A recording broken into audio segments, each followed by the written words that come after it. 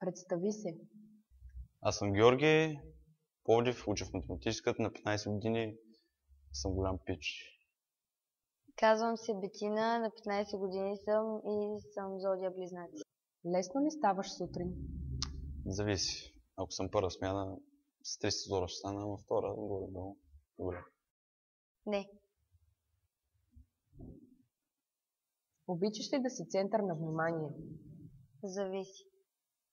Ами по принцип да, но в някакви ситуации просто не ме Кой интересува. според теб е най-забавният учител? Господина Пофренски, Владимир Вулев. Трябва да е Антон Илков по физическа. Голям пич. 3 неща, без които не можеш.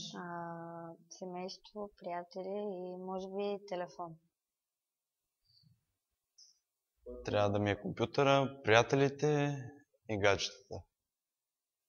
Кой е по-инат от двама ви? Аз. А по-избухлив? Пак аз. Тя. За какво мечтаеш? Лично е. Мечтая да имам успешен живот, много пари, жени, коли. Гордо всичко, за което всеки мъж си мечтае. Имаш ли скрит талант? Той не е скрит от никой и мога да пея. Да, риболова. Поп или чалга? Нито едно от двете. Чалга естествено. Имитирай другият. Какво става, брате? Айлак ли си?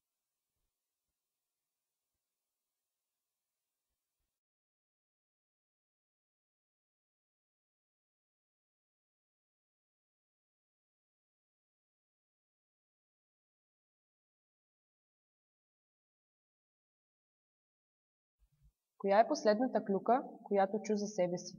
Не се интересувам кой какво говори за мен. Никога не съм чул клюки за себе си. Как се виждаш след 5 години? Същата. Виждам се като успял човек. Надявам се, така се виждам. Най-чаровната ти усмивка? Нямам.